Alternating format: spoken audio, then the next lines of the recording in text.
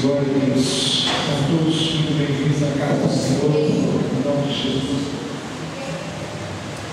Todos possam se sentir realmente em casa. E esses dias nós tivemos acampados ali no sítio Esperança. Nós, a igreja, o apóstolo Pedro conosco, falando todos os dias, falando acerca da comunhão, falando acerca das coisas de Deus. Estamos um tempo aí com dois personagens bíblicos, porque eles, quando a gente chama a presença, através daquilo que eles ensinaram, através daquilo que Deus fez explicação, é como se a gente estivesse presentes. E ontem ele escreveu uma carta muito pessoal, está escrito lá no texto inteiro, e invocou a igreja a pensar, a decidir, a deliberar, a analisar a vida da igreja de uma forma diferente.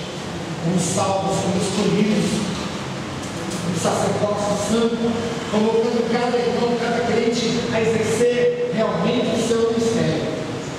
Uma noite muito bonita, uma noite de consagração de vidas. E hoje nós vamos continuar falando à igreja aquilo que Pedro tem nos falado, desta vez no Evangelho, no livro de Atos. Eu chamo os irmãos a abrir nossas Bíblias no livro de Atos, no capítulo 2, capítulo tão precioso da história da vida cristã, capítulo que faz uma diferença fundamental. Atos 2 marcou o início da igreja cristã. Nós vivemos na época da igreja moderna. Agora há pouco nós estávamos questionando acerca de usos, costumes, falando acerca do ministério feminino. Eu disse a ela, irmã, a igreja do Novo Testamento é uma igreja que vive nos tempos modernos. Há igrejas que pregam determinados costumes que são do tempo do Velho Testamento. E se for para a gente pegar o costume do Velho Testamento, eu teria que dar saia aqui agora. Porque os homens do Velho Testamento eles andavam com as túnicas.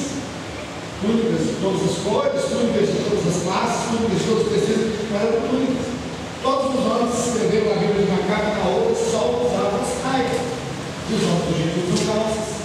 Por quê? Porque os tempos são loucos. Sim, os tempos são loucos. Para aquela igreja, no ano passado, Deus deu uma direção. Um princípio para essa igreja, especialmente para a igreja que vai se encontrar com Jesus, que é a igreja que nós cremos que somos. A identidade da nossa igreja é aquela igreja que está se preparando para o encontro com Cristo.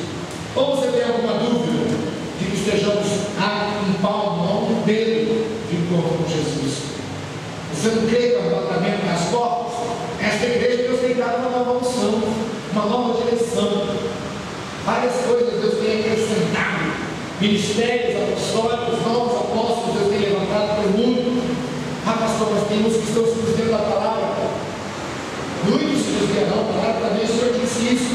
Mas muitos têm levantado ministérios e têm trabalhado com o Senhor e têm levantado vidas, igrejas têm sido renovadas.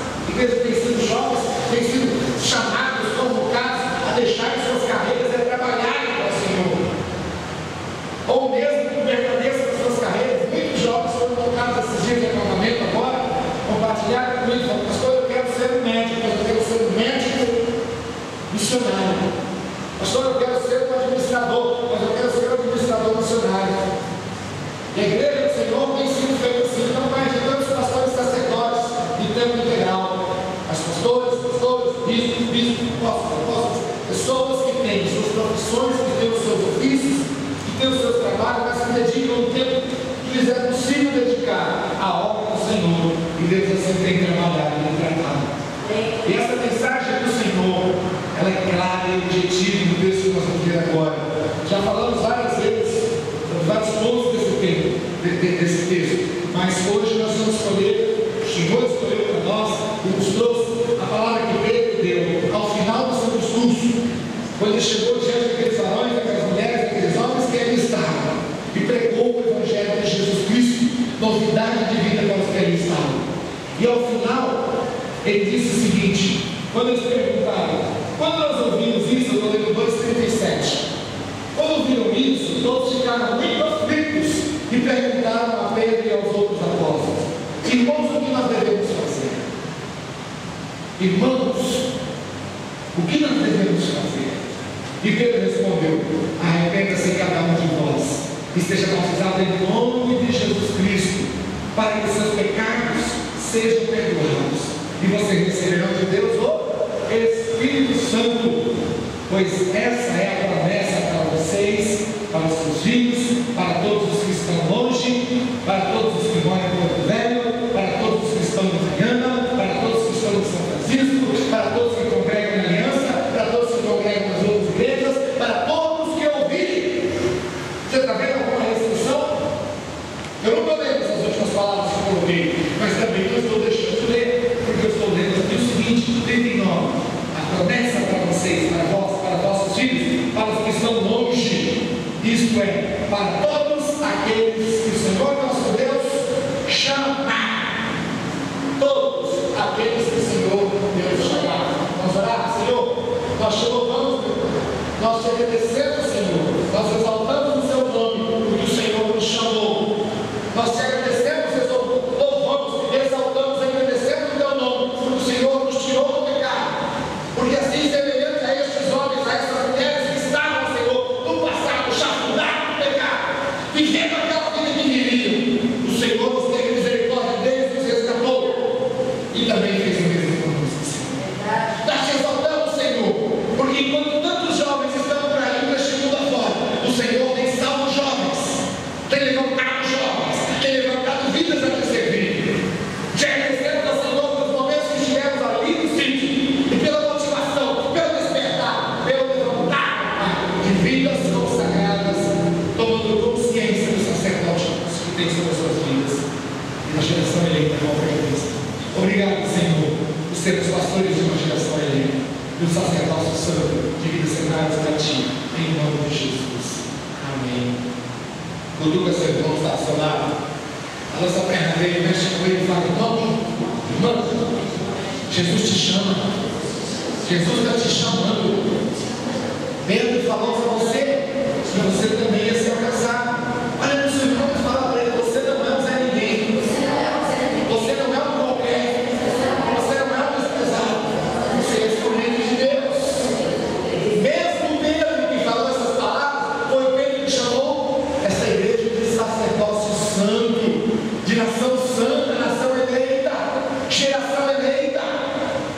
Cada maneira dessa ele tem que ignorar, porque são estados e países, que está faltando muitos ainda, onde nós já estivemos, mas em nenhum lugar nós encontramos o que nós temos encontrado aqui nesse estado, aqui no nosso país.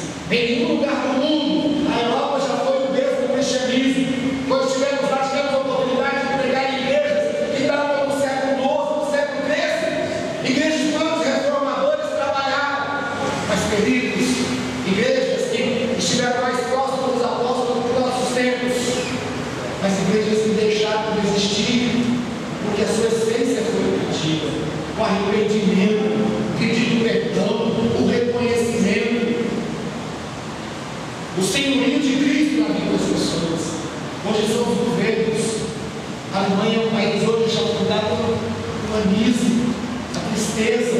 Portugal está falido, porque é um país que está voltado para entidades do catolicismo, para crenças religiosas. E por aí afora foi toda. A América, que já foi berço de missões, que mandou missionários pelo mundo todo, misturando as coisas muitas vezes, confundindo cultura com o evangelho. Hoje se volta e se afasta em muitos pontos de Deus. Igrejas, acontece ao contrário do que acontece no Brasil. Igrejas estão sendo lugares para se tornarem shoppings, para se tornarem boates, casas de comércio. Enquanto no Brasil, queridos, enquanto que no Rondônia, queridos, enquanto que aqui em Porto Velho, queridos, nós estamos alargando espaços, nós estamos alargando fronteiras. A igreja está comprando terrenos, a igreja está construindo prédios, e as igrejas estão crescendo, e os jovens estão se despertando, eles estão pregando esta mensagem de arrependimento. Nós vivemos num país orgulhoso, nós vivemos num país que é celeiro do mundo. Você nasceu num país onde os jovens são despertados a serem missionários. Quando eu nasci no Evangelho na década de 80, quando eu me converti, naquela época havia ainda muitos países que não estavam sendo alcançados. Mas hoje, com o advento, o crescimento do Evangelho no Brasil, o nosso país tem evangelizado outras nações. Estamos alcançando a China, estamos alcançando a África. Este ano tem uma viagem marcada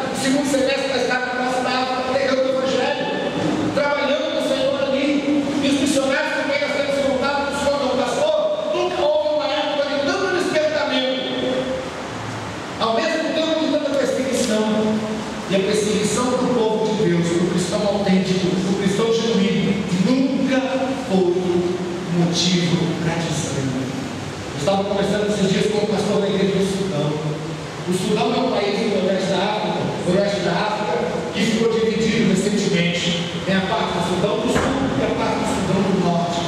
E a parte do Sudão do Norte é um país que marcou hoje, dia 8 de abril, como a data para que todos os cristãos vão se embora, porque já foi a grande maioria do Sudão do Sul.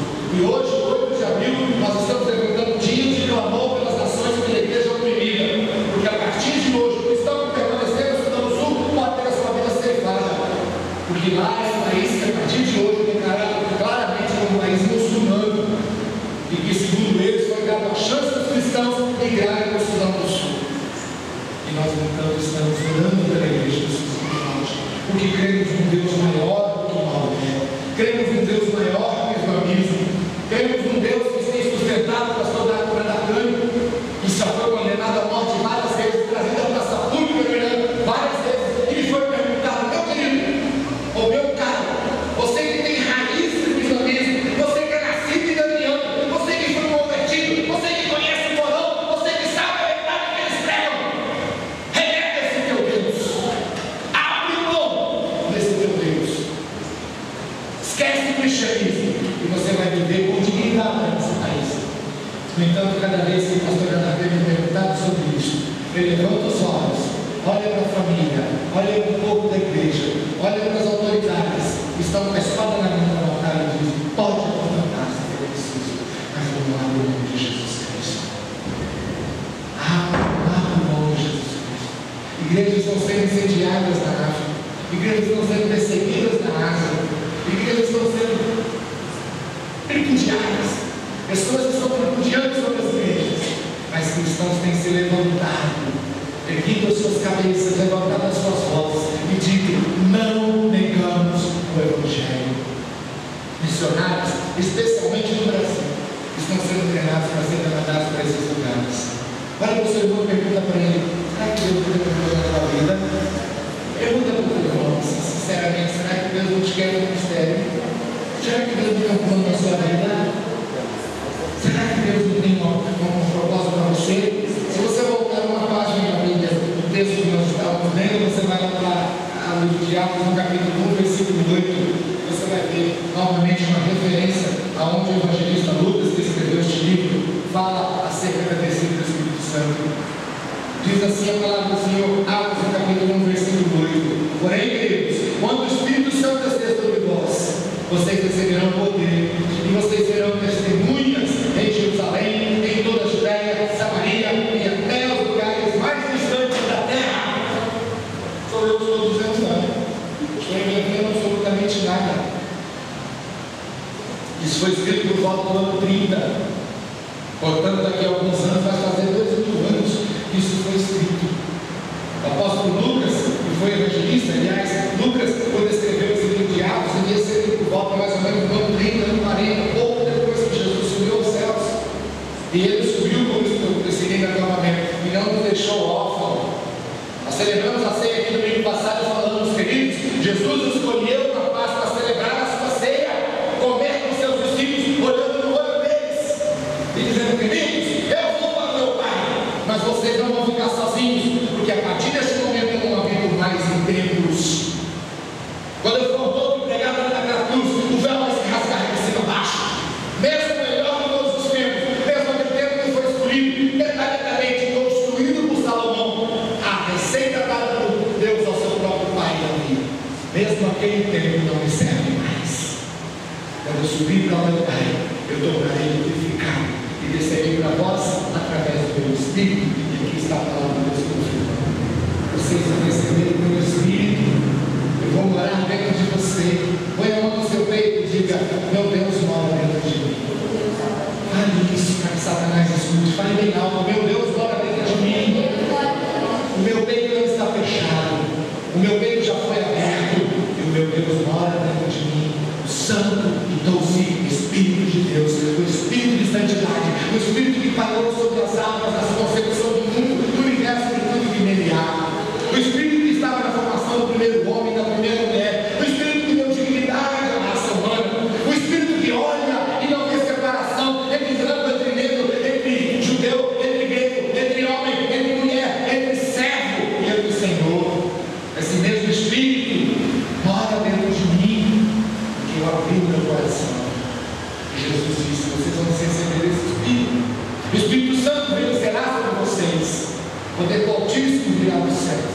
mas não para que um crente seja melhor que o outro, não para que uma igreja seja mais poderosa do que a outra, não para que haja milagre ali, não haja milagre, porque milagre não salva ninguém. O que salva o Senhor, salva a pessoa é receber a palavra do Senhor, é abrir o seu coração, ouvir a voz do Espírito e falar sobre arrependimento, sobre o perdão. Pedro fez muitos milagres junto com os apóstolos. Os servos do Senhor, os discípulos do Senhor faziam muitos milagres e fazem isso até hoje. Mas nenhum milagre nunca salvou e nem vai salvar a vida de ninguém. A cura também Deus faz, mas a cura não salva ninguém. A libertação, Deus promove a libertação e Ele disse: os sinais, curas, prodígios, maravilhas, libertação vão seguir vocês. Mas o principal, o essencial, o primeiro de tudo, foi o que o Pedro lembrou quando olhou para aquelas pessoas do contexto que nós acabamos de ler. O que nós vamos fazer, meus irmãos? Havia naquela multidão de pessoas, pessoas que estavam doentes. Havia naquela multidão de pessoas, pessoas que estavam oprimidas. Havia pessoas para serem curadas, leprosos para serem curados, mortos para serem ressuscitados, coxos para andar, cegos para ver. Mas a primeira coisa que Pedro se lembrou de falar é que vocês têm que se arrepender, pedir perdão dos nossos pecados, e que os nossos pecados perdoados levarão vocês à salvação. E cada um que crê, cada um que for batizado, cada um entre vós, entre a vossa família, entre as nossas casas, receberá o Espírito Santo através da conversão, mediante o arrependimento dos nossos pecados. Queridos, essa palavra é tão viva, é tão clara, é tão eficaz quanto aquilo que nós acabamos de ouvir na televisão ou ler nos jornais de jornal. Eu posso ver o apóstolo Pedro, eu posso vê-lo na minha frente, com as suas vestes brilhantes, porque o Espírito Santo de Deus faz a pessoa brilhar. Os seus pés preciosos, porque aqueles que anunciam as boas novas têm os seus pés preciosos. E aquela voz que penetrava como uma espada de dois gumes, porque quando falamos da palavra de Deus, ela penetra até a medula, a divisão da alma, o miolo dos nossos ossos. E Pedro falava com autoridade. Eu posso ver o que na minha frente falava agora: arrependei-vos, preguem o arrependimento. Há muitas pessoas e muitas igrejas pregando libertação, pregando cura, e isso é importante, mas o principal motivo da existência da igreja, o principal razão da existência da igreja, o principal discurso que Pedro hoje diz para nós termos, é o que evoca o arrependimento. E sem arrependimento não tem perdão, e sem perdão não tem pureza, e sem pureza nós que somos pecadores não podemos chegar na presença de Deus. Não adianta curar uma multidão de pecadores, isso faz aumentar a arrecadação das igrejas, mas não faz aumentar o reino de Deus na terra. Não adianta pregar libertação para aquele que continue sujo, porque ele vai sujar-se novamente. Se você pegar um porquinho e lavar e achar, como eu quando era criança, meu avô e minha avó criavam porcos, e às vezes a gente era criança, via um porquinho nascer, achava tão bonitinho: esse vai ser diferente, esse não vai viver na sujeira, esse não vai viver na lama. A gente dava banho no porquinho, lavava as unhas do porquinho. Quando era uma porquinha, as meninas pintavam as unhas da porquinha e colocavam um lacinho de vidro no pescoço do porquinho e levavam o porquinho para dentro de casa. E ele ficava por ali, comia alguma coisa, dava leite para ele. Quando você pegava aquele água, a primeira oportunidade que ele via no barro, ele se enfiava no meio do mar. Ele corria no meio da sujeira. A gente dizia: puxa vida, nós fizemos da ele uma vida melhor, nós fizemos tratá-lo. Mas o fato de dar um banho no corpo, o fato de fazer as unhas no corpo, o fato de botar o laço de vidro no pescoço do corpo não muda a sua essência. Você pode pegar hoje uma pessoa que esteja mergulhada na lama do pecado, com a sua vida coberta de pecados. Se ela não tiver uma mudança interior, se o Espírito Santo de Deus não entrar no coração dela através do arrependimento, ela vai usufruir da libertação, ela vai usufruir da cura dos seus males, ela vai ter muita coisa mudada na sua vida, mas essencialmente ela ainda é uma pessoa perdida. Porque Jesus disse: sem fé é impossível agradar a Deus, e a fé vem pelo ouvir da palavra de Deus. E Jesus disse: aquele que me ouve as minhas palavras e crê naquele que me enviou é o que tem vida eterna. Quantos Jesus curou? E quantos fizeram parte dessa igreja? Quantos Jesus libertou? E quantos se converteram na sua igreja? Quantos ele deixou? Multidões ele curou, multidões ele libertou. E quantas pessoas permaneciam firmes, em pé, olhando para aquela cruz, quando Jesus foi para cima. Somente aqueles poucos que ficaram, porque ouviram da sua palavra e creram na sua palavra, aqueles em quem Jesus olhou e disse: sai de onde você está, larga o que você está fazendo, me segue, me acompanha, creia em mim, seja batizado como eu fui, receba o Espírito Santo como eu recebi, receba o meu Espírito na sua vida, deixe ele entrar e faça a diferença, e você vai ser um ganhador de almas. Você vai ser um ganhador de almas. Querido, é muito bom a gente vir à casa do Senhor. É gostoso a gente louvar, a gente cantar, a gente gritar, a gente pular. É gostoso a gente colocar no altar do Senhor como um chico suave as nossas orações. Mas se nós não tivermos isso aqui na nossa vida, se uma igreja não tiver palavra, ela não subsiste. Ela é mais uma casa de espetáculos, onde tem shows muito bonitos, muito bem feitos, muito bem produzidos. Mas não tem essência, não tem conteúdo. A essência de uma igreja, a essência de um ministério é a palavra de Deus, porque a palavra de Deus é que tem o poder de mudar a vida humana. Igreja que não prega a palavra, igreja que não vive a palavra, igreja que não leva os seus filhos ao arrependimento, ao ato de mudança de atitude, ao colocar de Deus no altar, no trono das suas vidas. É uma igreja que está completamente fora da palavra.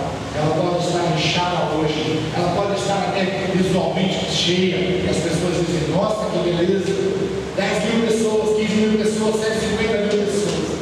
Mas e quando essas pessoas são curadas, para onde elas vão? Para onde elas vão? Quando elas são libertas, quando seus males são curados, quantos permanecem vivos na palavra? Somente aqueles que se arrependem, como Pedro disse, inspirado pelo Espírito Santo de Deus, e recebem o Senhor como seu Salvador.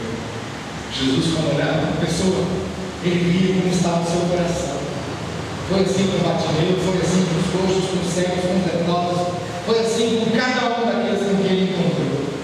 Jesus, quando encontrou-se com Zaqueu, viu que Zaqueu era homem pecador, era ladrão, era extorquidor, aquele pessoa que extorquia e roubava. Mas ele olhou para os olhos de Zaqueu e ele viu algo que ele não tinha visto com facilidade. Ele viu fé. E principalmente ele viu arrependimento. Zaqueu, sem Jesus falar nada, disse: Senhor, eu sei que o seu nome me foi detestado pela sociedade. Eu sei que tenho consciência de que eu sou ladrão.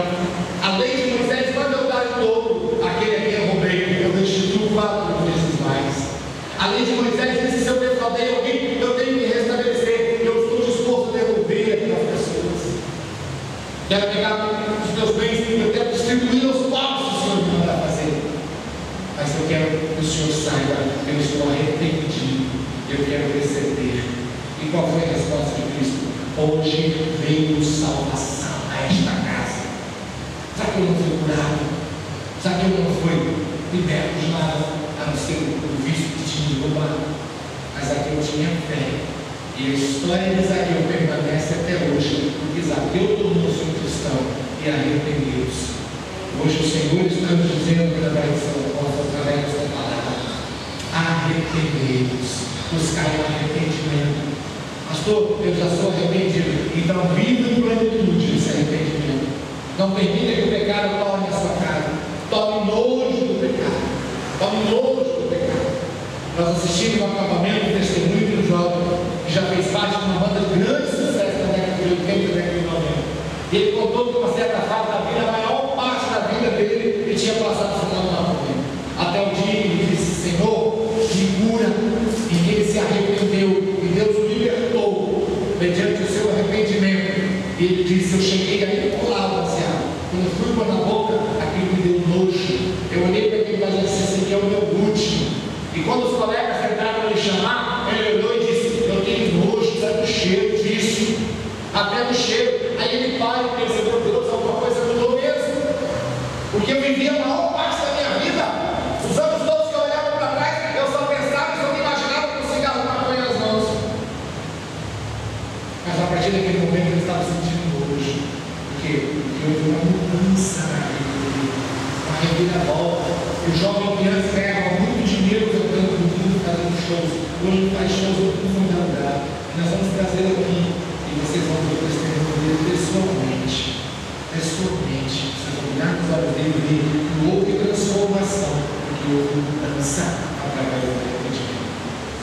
O que diz o apóstolo Pedro na palavra do texto que nós temos hoje? Arrependei-vos, arrependei-vos e creia, e cada um de vocês vão receber o Espírito Santo de Deus e haverá transformações das vossas vidas. E ele disse que aquilo se restringia só aquelas 3.000 almas que estavam ali?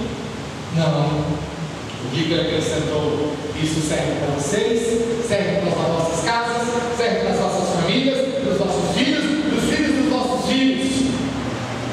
E você sabia que as nossas famílias estão todas representadas nessa igreja de Atos? Sabia que nós somos descendentes de lá? Verdade?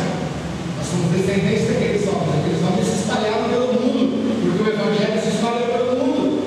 E Jesus Cristo disse no livro de João, aliás, o evangelista diz acerca de Jesus, que Jesus veio para aqueles que eram seus, aqueles que deveriam receber de braços abertos, aqueles que deveriam acolher, colocar o povo rei e seguir os seus princípios. Mas como ele não era um rei, usava uma espada como usava Davi, como ele não era aquele que vinha para ser o Messias vitorioso, mas na verdade ele era um servo sofredor, os seus não recebeu. Mas aí que a gente entra no fundo, porque Jesus, aliás, o evangelista diz: mas todos aqueles que receberam, deu-lhes o poder de serem o quê? Filhos de Deus. Todos aqueles que recebem a Jesus não são servos, não são escravos, não se sentam à mesa depois que os patrões sentaram, não ficam servindo a mesa com meio das migalhas, mas sentam-se à mesa com dignidade de ser filho de Deus. Uma irmã uma vez chegou perto de Jesus e disse: Senhor, tem misericórdia de mim. E ele disse: o que eu deveria ter? Ela disse: porque os cachorrinhos comem as migalhas e caem na mesa dos filhos. Ele disse: mas eu não posso pegar o pão dos filhos e distribuir dos cachorrinhos. A mulher entendeu que ele estava dizendo que ele não precisaria misericórdia, mas Jesus estava dizendo ao contrário: se você quer ser realmente tratado do mesmo pão, sente-se à mesa. Venha para a mesa de Cristo, venha fazer parte do reino de Deus, coloque a sua vida no altar do Senhor, consagre a sua vida cada vez mais, receba aquilo que Deus tem cuidado, receba você, receba da sua família, tome posse daquilo que você tem em mãos. Isto aqui é um tratado, a Bíblia é um documento que lhe credencia a tornar-se filho de Deus. Quando o diabo vier lhe afrontar, quando ele vier com as mentiras dele, quando ele vier com as lorotas dele, de que essa raça humana está perdida, de que a raça humana está condenada e de que ele vai levar você junto com ele, olhe para ele com a palavra e diz: vai-te embora, Satanás. Eu sou filho de Deus, eu pertenço àqueles que se arrependeram, que creram, que receberam a palavra. E ele vai se embora, porque Jesus disse que resistir ao diabo e ele vai fugir de nós. Você não tem que ter medo do diabo, você não tem que ter medo de nada que venha das trevas. Você tem que olhar nos olhos e dizer: vai-te embora, e de cabeça baixa, com o rabo entre as pernas, de cabeça baixa, envergonhado, humilhado, maltratado, porque assim o diabo vem a sua vida. Ele vem todos faceiros, pensando que te engana, mas quando você olha para ele com a palavra de Deus no coração, como diz o salmista, escondida no seu coração, guardada no seu coração, você não peca. E o pecado que você cometeu não tem mais poder sobre a sua vida. Não adianta vir cobrar as novas promissões vencidas e passadas, e você vai olhar para elas e dizer: o meu Deus, através do seu Filho amado, pregado naquela cruz, já pagou todas as novas promissões do passado. Vocês pensam que ele não tenta me afrontar? Vocês pensam que ele não tenta me condenar? Vocês pensam que eu estar aqui manejando a palavra, eu não sou alto, esses lados do inimigo? Queridos, nós é que somos mais salvos, porque o inimigo sabe derrubando um pastor, derrubando um líder, derrubando alguém que está levantando uma igreja. Ele derrubou uma igreja que está bem, boa parte dela.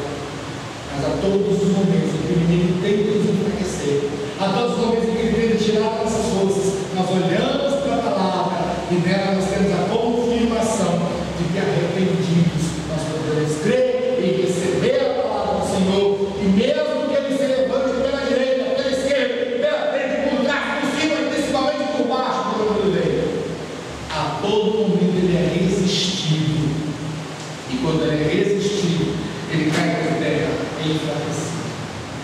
É contado uma pena. O que nós vamos fazer? O que nós devemos fazer? E ele respondeu para eles: que cada um de vós se arrependa, cada um de vós se renda, e esta palavra seja alcançada no vosso coração dela, e vocês possam receber em nome do Senhor Jesus os Espíritos. E esta palavra viva e eficaz, como espada penetrante e profunda, como espada de dois gumes, que permanece até hoje, é a palavra que nós temos para você nesta noite. Você já se arrependeu? Glorifica o nome de Deus por isso. Você já está vivendo uma vida plena no Evangelho? Agradeça a Deus por isso. Tem alguma área da sua vida que você precisa consertar? Conserte ela hoje. Tem alguma coisa na sua vida que precisa mudar? Peça ao Senhor que mude hoje. Tem algo na sua vida que você precisa consagrar? Consagre hoje. Consagre hoje. Uma vez o rei reuniu o povo de Israel e disse a eles: irmãos, amanhã é dia de batalha, amanhã é dia de guerra, e nós não podemos ir para a batalha, não podemos ir para a guerra com o pecado dentro de nós. E hoje, como servo do Senhor, eu lhes digo a mesma coisa: amanhã é segunda-feira, é dia de batalha contra as obras evangelísticas celestiais na região da maldade e da iniquidade. Vocês não podem se levantar daqui e ir enfrentar o mundo lá fora amanhã com o seu coração com algum pecado. Tem alguma mágoa aí? Retira hoje. Tem alguma tristeza aí? Peça perdão hoje. Precisa liberar perdão para alguém? Libere hoje. Arrependei-vos hoje, porque amanhã Deus fará grandes coisas no meio de nós. Recebam esta palavra nos nossos corações. A coloquem em prática. Comece a praticar desde agora. Faça o que Deus disse aos seus discípulos: arrependam-se. E isto vai estender-se a você, à sua casa e a todos a quantos receberem e aceitarem o Senhor dos seus dias. Receba esta palavra hoje. Coloque aí em prática no seu coração. E a partir de amanhã você vai se levantar de uma forma diferente, vitoriosa. Você não vai olhar para o inimigo ter medo dele. Você vai olhar para o inimigo e dizer: você é derrotado, eu não. Você é desprezado, eu não. Você é carregado, eu não. Você está com o seu destino marcado para perecer nas trevas, eu não. Meu destino é andar firme no Senhor. Não orgulhoso, não soberbo, não altivo, mas firme, olhando nos olhos, passando a viver aquilo que o Senhor quer que eu viva. A essência da minha vida. Eu tenho o Espírito Santo de Deus na minha vida. Eu tenho a marca da promessa de Deus sobre a minha vida. Viva esta promessa. Coloque ela em prática na sua vida. E passe a viver a vida, a abundância que Jesus te prometeu. E em nome de Jesus, nós iremos todos juntos encontrar com Ele e apresentar diante dele com alegria. Sermos por ele arrebatados e lá nos céus colocar diante dele nossos galardões, que são aqueles tesouros que nós guardamos durante essa vida, que são as vidas preciosas que devemos apresentar no altar do Senhor. Que Deus nos abençoe nesta noite. Amém? Baixe sua cabeça, feche seus olhos em nome de Jesus. Eu sei que essas mensagens nossas têm chegado às mais diferentes cantos do mundo. Você também está ouvindo e vier ouvir pela internet, através dos filmes. Feche seus olhos, faça uma oração também. Eu creio que nós vamos estar transmitindo nossos cultos todos online. Temos nisso, acreditamos nisso, colocamos o nosso empenho nisso, estamos trabalhando por isso. Mas enquanto isso não acontece, estamos transmitindo também pela internet. Querido, abaixe sua cabeça, feche seus olhos aqui no templo e qualquer lugar dessa morte da oração. Ele diz: arrependei-vos. Ele diz: pelo Senhor, arrependa-se vós. Que cada um de vós possa se arrepender. Foi o ensinamento do apóstolo. E hoje nós estamos aqui também com a mesma autoridade do Senhor do Senhor, dizendo a você: arrependa-se, filho. Arrependa-se. Tem alguma mágoa no seu coração, peça perdão, coloque no altar do Senhor. Tem alguma tristeza que teu irmão te magoou? Coloca no altar hoje, libera perdão. Está precisando pedir perdão para alguém? Não deixe passar essa noite sem você encontrar essa pessoa e abraçar, e beijar e pedir perdão. E receber o perdão. Não saia desta igreja hoje sem teu coração estar aliviado. Você tem alguma tristeza, alguma mágoa, alguma coisa que Deus precisa mudar na sua vida, muda hoje. O tempo de mudar é agora. O tempo de tocar de vida é agora. Você já entregou sua vida nas mãos de Jesus? Amém? Se não entregou, entregue agora, entregue hoje. Há alguém nesse santuário, em nome de Jesus, que precisa tomar essa decisão de entregar sua vida para Jesus, porque nunca fez antes, que ouviu esta palavra e crê naquele que enviou?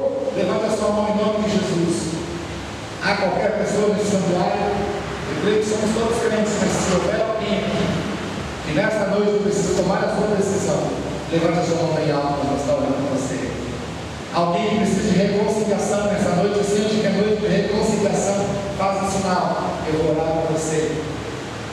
Alguém que foi tocado nesta noite com essa mensagem e que sente que tem áreas na sua vida que precisam ser mudadas, eu não preciso dizer quais são elas. Olhe aí no seu lugar, sentado na sua cadeira, coloque diante do altar do Senhor e faz apenas um sinal, e eu vou estar orando junto com você. Não vou te perguntar o que é, Deus te abençoe, filho. Mas se alguém mais precisa, dentro do jovem, se há mais algum jovem, mais alguma turma que precisa mudar a área da sua vida, Deus te abençoe, filho. Nós vamos estar orando por você em nome de Jesus. Você tem decisões importantes a tomar essa semana e quer que oremos por elas também? Faz o sinal. Amanhã, essa semana, você tem decisões importantes para tomar. Faz o sinal quando você estiver. Nós vamos estar orando por você também. Fique de pé e vamos orar, Senhor. Mensagem de culto, em nome de Jesus. Estenda as suas mãos ao santuário, ao altar do Senhor. Abençoamos você agora em nome de Jesus. Senhor Deus, Pai, nosso Senhor e Salvador Jesus Cristo, em nome de quem oramos, Pai. Neste momento, como ministro do Evangelho, estamos ministrando ao Senhor salvação, libertação, cura, bênção sobre o teu povo. Em nome de Jesus, que cada pessoa que veio aqui nesta noite ouvir a tua palavra, meu Pai, que recebeu esta mensagem, que nós sabemos, Senhor, que ouvindo da tua palavra, ela não torna de mãos vazias, que possa encher as mãos, a alma, o coração, as mentes do teu povo. Abençoa, meu Deus, em teu nome, conforme a tua orientação da tua palavra, nós estamos abençoando o teu povo agora. Estamos ministrando bênçãos, liberando bênçãos, cura, libertação, Pai, tratamento de relacionamentos que estejam quebrados, que estejam partidos, entre pais e filhos, entre filhos e pais, entre irmãos com irmãos. Ó Deus, tem misericórdia nas famílias da tua igreja. Somos uma igreja que o Senhor separou para trabalhar no meio das famílias. Tem misericórdia, estende o seu nome sagrado, cura os relacionamentos, traz salvação, meu Deus, conforme a promessa da tua palavra, traz salvação aos lares da tua família, do membro da tua família, Senhor, as famílias da tua igreja. Estende o teu nome sagrado, Senhor, e dá a cada um uma semana de bênçãos, uma semana de vitória, uma semana da tua presença, em nome de Jesus. Libera, Pai, libera aquele que está retido no trabalho, na escola.